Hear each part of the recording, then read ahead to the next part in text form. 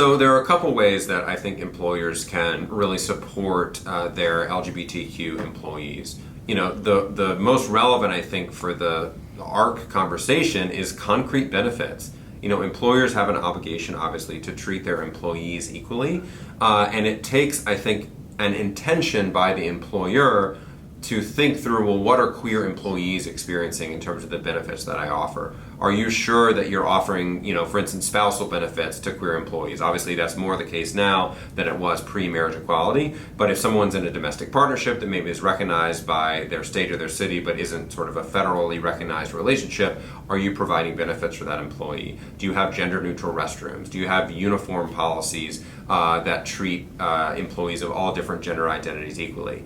Your fertility benefit, which is of course critical to ARC and why I'm speaking with everyone today, does it equally protect things like surrogacy and adoption and legal fees and egg freezing?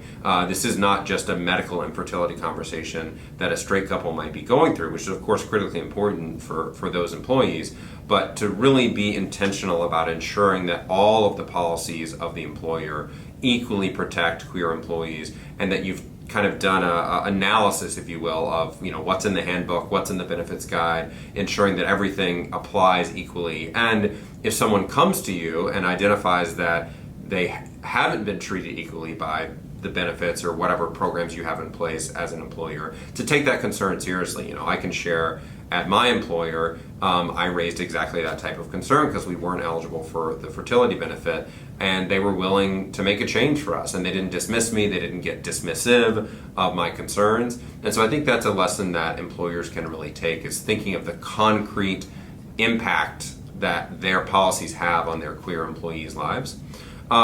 Separately, I would say that you can be visible and vocally supportive of the queer community. Obviously, the benefits are the most important thing. You're an employer and you offer real concrete, pay and benefits to your employees, and that's most important.